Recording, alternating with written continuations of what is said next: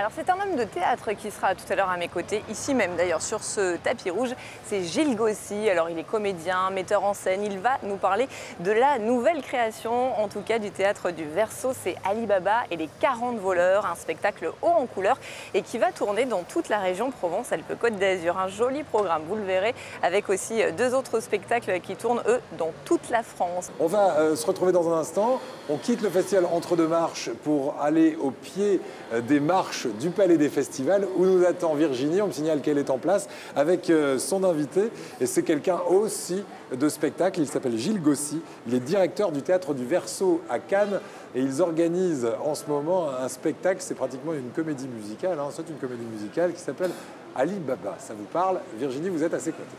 Oui Eric, alors on est vraiment sous le feu des projecteurs avec mon invité, on profite des marches, il n'y a pas encore trop de monde, c'est vrai, il y a uniquement les équipes de tournage comme nous. Mon invité c'est Gilles, bonsoir. Bonsoir. Vous avez souvent eu l'occasion de gravir justement ce tapis, de monter les marches? Oui, il fut un temps, mais pas comme comédien, comme spectateur. Alors justement Gilles, c'est un comédien entre autres.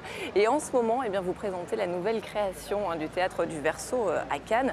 C'est une création qui s'appelle Ali Baba et les 40 voleurs, donc un spectacle, en tout cas un texte bien connu. Quelle touche vous avez apporté pour apporter justement un nouveau regard? Alors écoutez, c'est très simple. Ali Baba et les 40 voleurs, c'est une tragédie. C'est pas moi qui l'ai écrit, ça a été écrit il y a des millénaires, comme vous le dites très justement. Donc nous, on a choisi... Le postulat de départ, c'est la comédie. Et c'est ce qu'on a fait. On s'est rapproché un petit peu de cette comédie cinématographique qui a fait culte, que tout le monde connaît.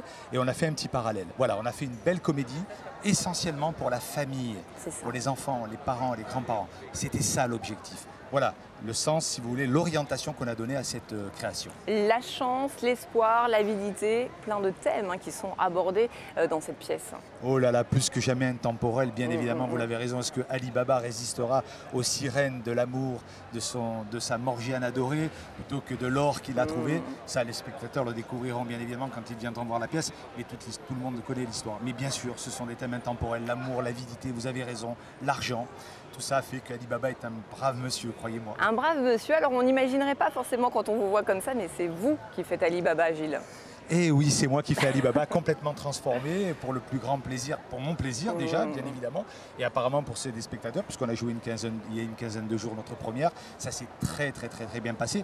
Et vous avez raison, c'est symbolique, puisqu'on est devant les marches du palais, donc effectivement, peut-être qu'un jour, Ali Baba montera les marches, à savoir qui c'est. Alors vous adorez en tout cas, Gilles, vous transformez. Il y a deux autres pièces en ce moment qui tournent, dont une qui a déjà réuni pas moins de 100 000 spectateurs, c'est ça? C'était inespéré au départ.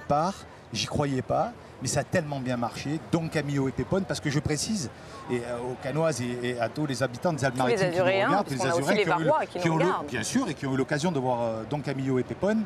C'est une comédie qui a été jouée pour la première fois, je dis bien la première fois au théâtre en France. Ouais. C'est pour ça qu'on a eu tant de succès, si vous voulez. Mais évidemment, la pièce a été bien montée. Et j'en veux pour preuve que demain, je pars pour Hambourg en Allemagne, signer le retour de Don Camillo, le contrat Don Camillo, Monseigneur. Donc vous voyez, c'est pas fini. Cannes est une ville de talent. Alors en tout cas, il y a énormément de dates, justement, sur les Alpes-Maritimes, le Var. Je crois que vous allez même jusqu'aux Bouches-du-Rhône et au-delà de la région Provence-Alpes-Côte d'Azur. Les prochaines dates, en tout cas pour Ali Baba, c'est quand? Alors les prochaines dates pour Ali Baba, je vous disais qu'on a joué il y a une quinzaine de jours, il y a des programmateurs qui sont venus, et puis ça, vous savez, on le sent bien, on vous dit, allez hop, tu viens jouer chez nous immédiatement. Donc on a quelques dates fin juin sur Marseille. Ensuite, à partir du 3 jusqu'à la fin juillet, ça va se dérouler dans les Alpes-Maritimes avec les estivales du Conseil Général. Conseil Général que je salue bien évidemment, dans l'arrière-pays, bien sûr, pour tous les villages qui n'ont pas la chance d'avoir des spectacles. Grâce au Conseil Général, ils les auront. Et ils auront cette année Ali Baba et les 40 voleurs, Jules et Marcel de Marcel Pagnol aussi, et Don Camillo et Pépone. Vous voyez qu'on a une activité très dense et très fournie pour le théâtre du Verseau de Cannes. Merci justement Gilles d'être venu nous voir jusqu'aux marches du Palais.